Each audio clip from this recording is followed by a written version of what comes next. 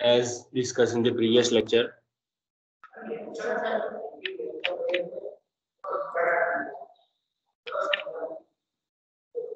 where we discuss the problems of locus of points, where simple Sharakan mechanism, offset Sharakan mechanism, and crank and connecting rod by Trunian are discussed. After that, how to draw, that we already discussed in the lecture. So after that,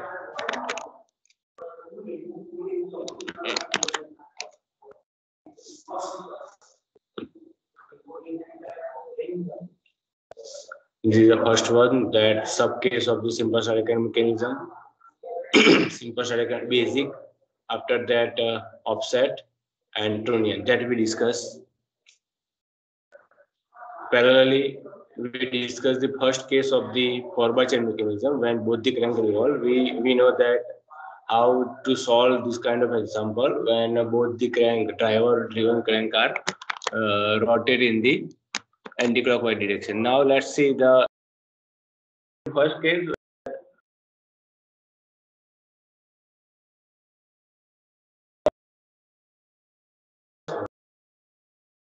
Another crank will be oscillated. Means what happens? Suppose I have one mechanism where one is revolving its own axis, while the remaining one will be oscillate in its own axis.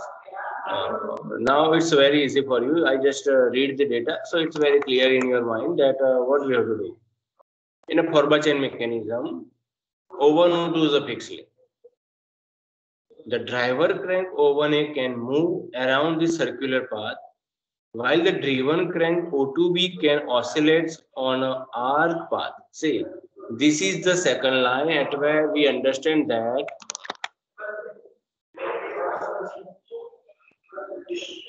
the case is not of the revolve on both sides, but the case is one crank is revolve while the another crank is oscillate. So the statement, whenever you start to read, you have to take it in your mind that the case is what kind, and based on that you have to start to solve. In a forward chain mechanism, O1, O2 is a fixed link.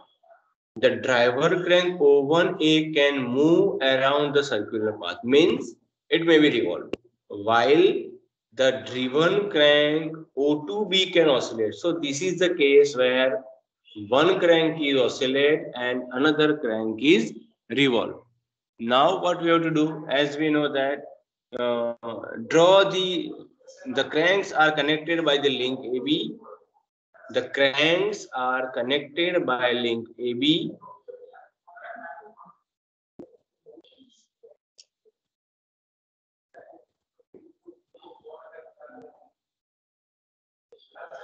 The cranks are connected by link AB.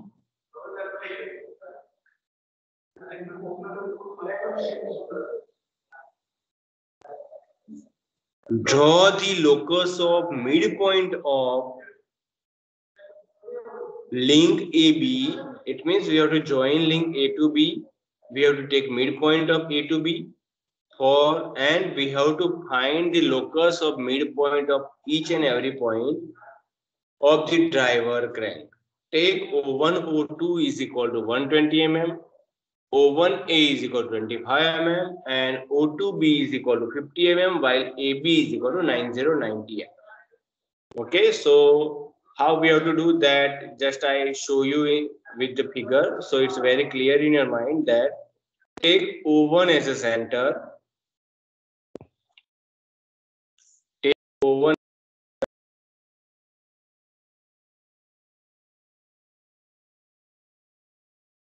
O1 as a center and draw the circle where O1A is equal to 25 mm. Draw the circle with the radius equal to length of the driving crank O1A, that is 25 mm. The circle is the locus of point A. So you just divide that whole circle in 12 parts and start with the A1, A2, A2, A3, A4, A5, A6. As we know that it may be rotated in the clockwise direction. So we start with the A1 and end with the A12. Now draw a line O1, O2 as mentioned in the first line of the data, that O1, O2 is a fixed link. So draw a line from O1 where O1, O2 is equal to 120 mm. Take O2 as a center. Take O2 as a center. Draw the arc of circle with the radius equal to length driven crank, that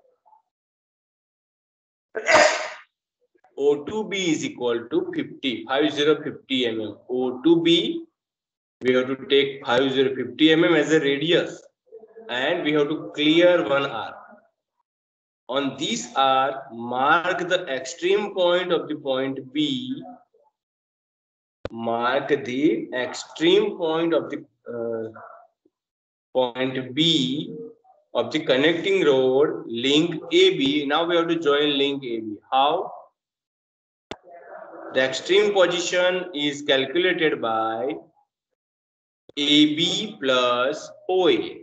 OA plus AB. So what we have to do? We have to just start from point O, pass from point A, and it may be extended up to point B. Okay, so AB plus OA, we can, or as discussed by the data, that we are considered that, as we know that AB is equal to 90 mm and OA is equal to 25 mm. So 90 plus 25.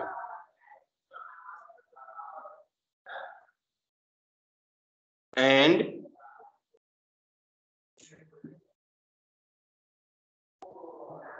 the another part, that AB minus OA, so 90 minus 25 is 60.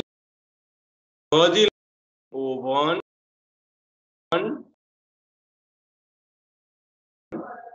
B1, extended O1, A1 up to A7. Extend that line O1, A1 up to A7.